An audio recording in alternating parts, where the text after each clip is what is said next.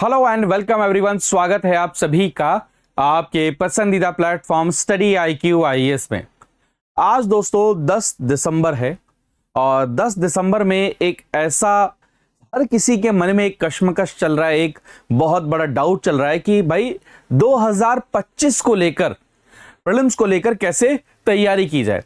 क्योंकि दिक्कत यह है कि आपके पास में ऐसा भी नहीं है कि बिल्कुल ही टाइम नहीं बचा है कि फुल फ्लेज प्रीलिम्स के लिए चले जाएं, और इतना भी टाइम नहीं बचा कि अभी मेंस की तैयारी कर लें पूरा का पूरा। तो आप कंफ्यूज्ड हैं कि आखिर क्या किया जाए, है ना। और एक चीज मैं आपको अभी भी बता दूं, आज 10 दिसंबर को मैं आपसे शेयर कर रहा हूं। देखिए, दिक्कत की बात यह है कि टाइम आपके पास में कम है, लेकिन सही बात क्या है कि अभी भी आपके पास में समय है, अभी भी आपके पास में वक्त है।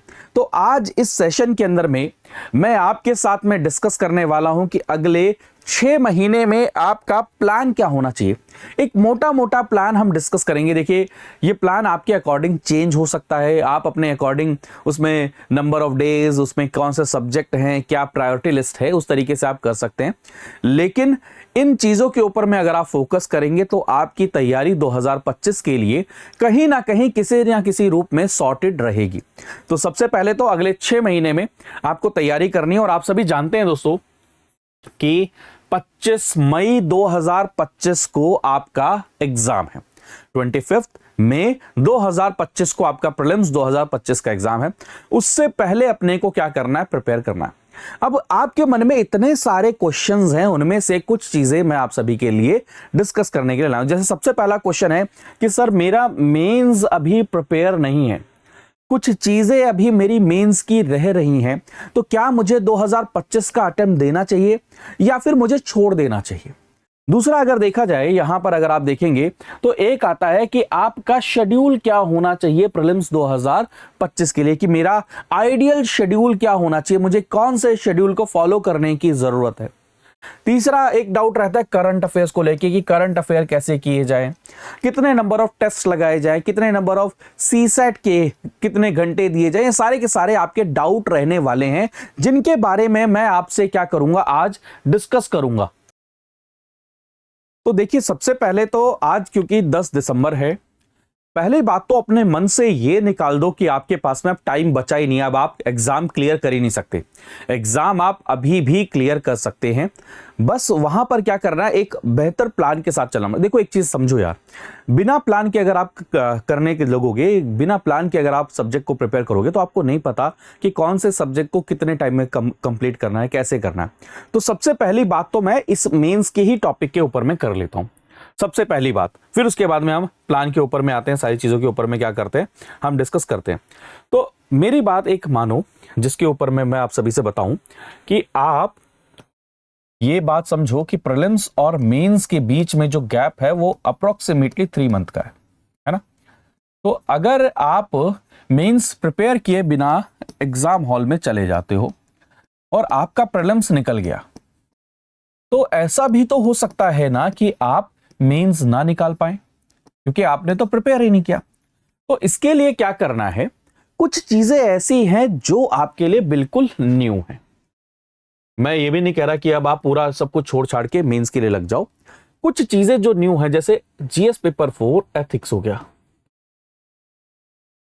एक ये हो गया, ऐसे आप जीएस पेपर 3 हो गया, ये जो आपका science and technology, economy, environment, ये 2 चीजें कोशिश कर लीजिए, इसको आप प्रिपेयर कर लीजिए। और मैंने कल भी एक स्टूडेंट से बात करा था, मैंने उनको बताया कि अगर आपका ऑप्शनल, वो कहते कि सर ऑप्शनल शुरू करें या ना करें। मैंने कहा अगर प्रीलिम्स से पहले अगर ऑप्शनल का आपका एक पेपर भी कंप्लीट है, यानी कि 50% कंप्लीट है, 40% कंप्लीट है, अगर 70% कंप्लीट है, तो आप ये मत सोचो कि आप 2025 का अटेम्प्ट नहीं दोगे, आपको बल्कि 2025 का अटेम्प्ट देना चाहिए। तो इन शॉर्ट, नेक्स्ट 20 या फिर कह लीजिए 10 जनवरी तक का आपके पास में टाइम है, जहां पर आप अपने जो मेंस का जो 2 चीजें आपके साथ डिस्कस करी हैं। पहली बात, अगर आपका ऑप्शनल रह गया है तो कंप्लीट करने की जरूरत, मतलब ऐसा परेशान मत होइए, 50% या 60%, 40% ये आपके ऊपर में है, आप उसको कंप्लीट कर लीजिए।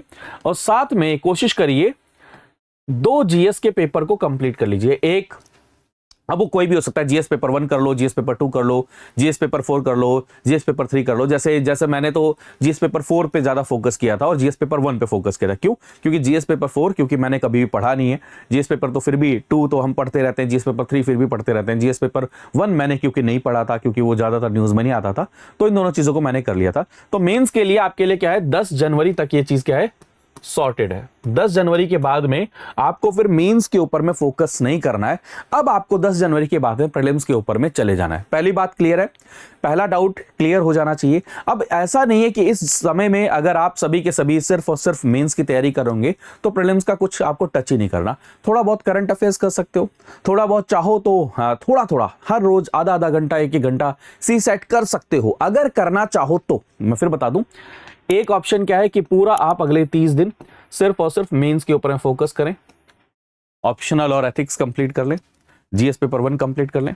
दूसरा ऑप्शन क्या है कि अगर आप चाहें तो मेंस के साथ साथ में डेली 30 मिनट, आधा घंटा, 1 घंटा ऐसे निकाल कर क्या करें, यहां पर आपके लिए क्या करें, आप इसको जब अचीव करना चाहें तो आप यहां पर करंट अफेयर कर सकते हैं।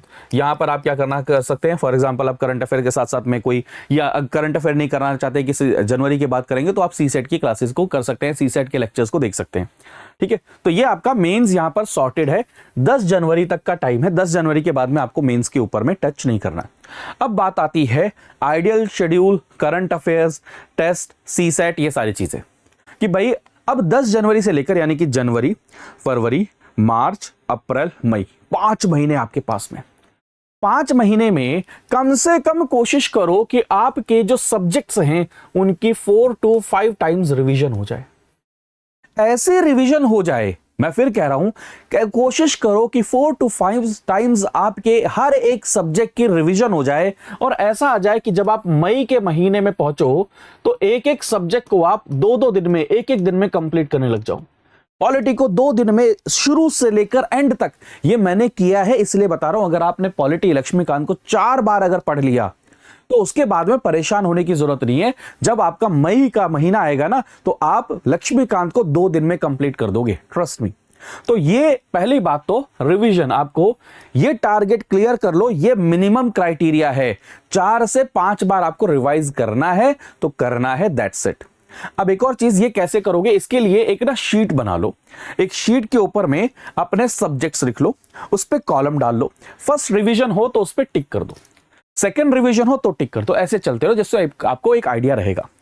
अब डेली शेड्यूल, आपको अभी से कितने घंटे पढ़ना चाहिए भाई। अब वो क्वेश्चन नहीं रहा कि कितने घंटे पढ़ने चाहिए, 8 घंटे मिनिमम आपके एफिशिएंट होने चाहिए। 8 घंटे एफिशिएंट का मतलब क्या, कि अगर आप 5 घंटे बैठ रहे हो तो इसका मतलब आप उसमें से 4 घंटे पढ़ रहे होने चाहिए।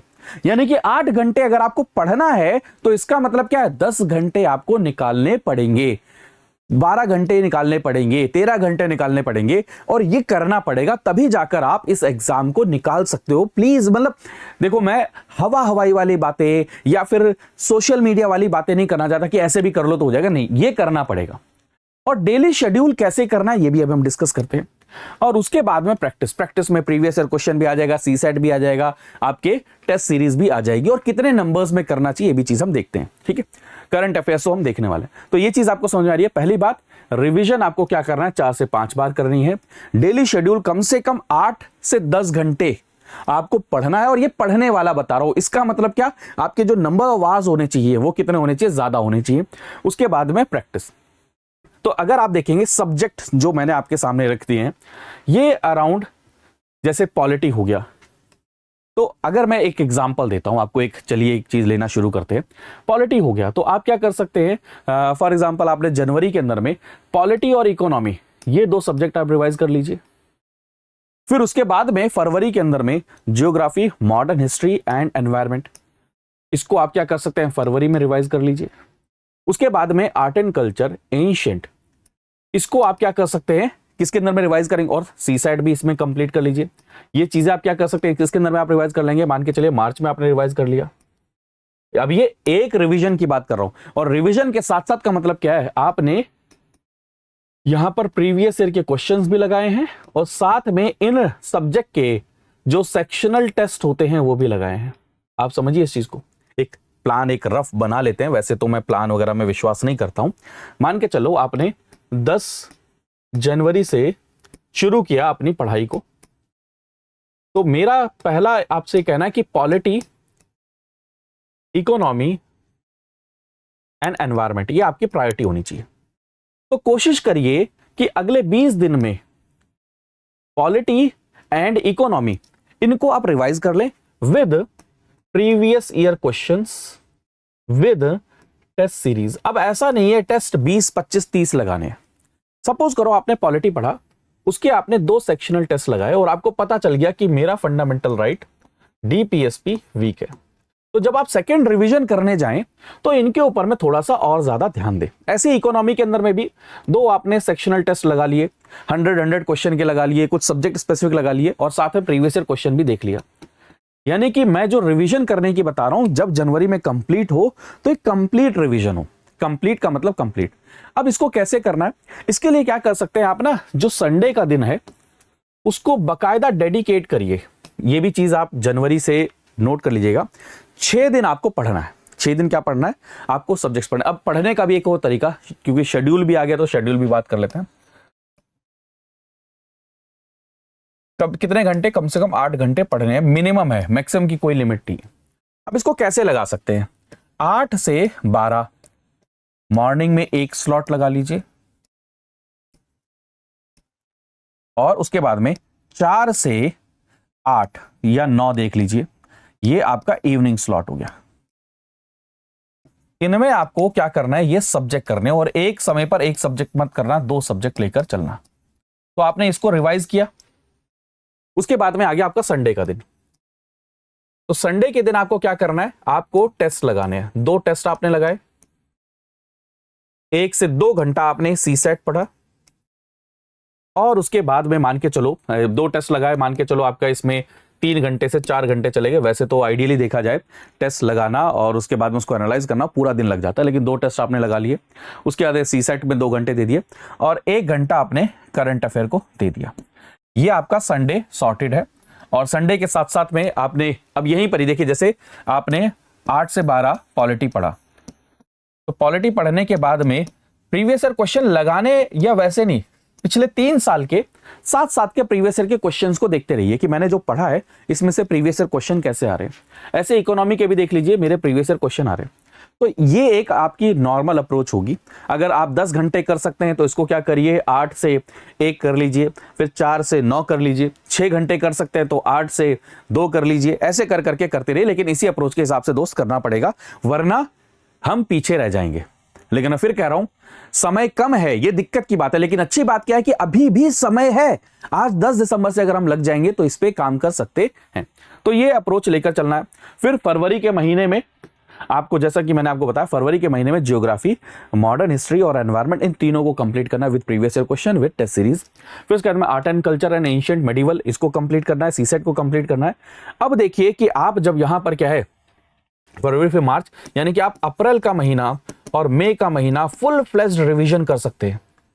Revision mock, revision mock, revision mock. और अगर आप रिवीजन और मॉक करते रहेंगे तो कम से कम 2 से 3 बार आप रिवीजन और मॉक इसी अप्रैल और मई के महीने में कर लेंगे। इवन जो मई का महीना होगा, जो लास्ट फेज होगा, उसमें तो आप लास्ट के फेज में 10 दिन के अंदर 2-2 बार आप रिवीजन कर लेंगे एक सब्जेक्ट की। तो ये चीज है। एक ना ये बहुत बड़ी परेशानी है करंट अफेयर्स को लेकर। तो करंट अफेयर्स को लेकर भी मैं आपका एक डाउट क्लियर कर दूं। करंट अफेयर्स को करने का एक तरीका, जो मेरी ट्रिक हमेशा से रहती है, रिवर्स ऑर्डर में करो करंट अफेयर्स को। रिवर्स ऑर्डर में करने का मतलब क्या, देखिए डेली आप मेरा सेशन लेते हैं, वो बिल्कुल ठीक है, फ्यूचर का ऐसे ही चलने दीजिए, ठीक है। लेकिन अभी हम दिसंबर में हैं तो पीछे के करने, तो क्या करिए, पहले नवंबर के महीने की मैगजीन को उठाइए, फिर उसके बाद में अक्टूबर के महीने की मैगजीन को उठाइए, ऐसे रिवर्स ऑर्डर में चलना शुरू करिए। तो ये करंट अफेयर्स, मैं फिर आपको कह रहा हूं, मैगजीन से आप ऐसे रिवाइज करिए जहां पर रिवर्स ऑर्डर में, और फॉरवर्ड डायरेक्शन में जाने के लिए आप एनालिसिस देख ही रहे हैं और मंथली मैगजीन। और करंट अफेयर कब तक करने हैं आपको, ये अप्रैल लास्ट तक तो करना ही करना है, ये मिनिमम है। कई लोग तो मई 15-10 तक भी करेंगे, लेकिन आपको अप्रैल तक तो करना ही करना है। दूसरा क्वेश्चन आता है number of test, number of क्या नाम है, प्रीलिम्स के कितने टेस्ट लगाने चाहिए। मेरा एक सजेशन है, पहली बात तो PYQ पिछले 4 से 5 साल के करिए, 4 to 5 years, क्योंकि पैटर्न इसमें चेंज हुआ है। और जो टेस्ट हैं उसमें देखिए 2 टेस्ट, एक जीएस का हो गया और एक हो गया आपका सी सेट का। तो सी सेट के तो आप फुल लेंथ टेस्ट लगा लीजिए कम से कम 2 से 3, और इसके प्रीवियस ईयर क्वेश्चन देख लीजिए 2 साल के, बस यानी कि आपके 5 टेस्ट हो गए, ठीक है। और जो जीएस है उसके अंदर में कोशिश करिए हर सब्जेक्ट के 2 सेक्शनल टेस्ट लगा लीजिए, हर सब्जेक्ट के 2 सेक्शनल टेस्ट लगा लीजिए, और मतलब एक रफ आइडिया दे रहा हूं 2 से 3 टेस्ट फुल लेंथ टेस्ट लगा लीजिए। वो इसलिए कह रहा हूं क्योंकि ना आपको टाइम मैनेजमेंट की आदत आ जाएगी 2 से 3 टेस्ट के अंदर में। इससे ज्यादा भाई अगर आपके पास में श्रद्धा है, आपके पास में समय है, आपके पास में एफर्ट है, तो इससे ज्यादा भी लगा सकते हैं। ये एक आइडियल मैं चीजें बता रहा हूं आपको, ठीक है।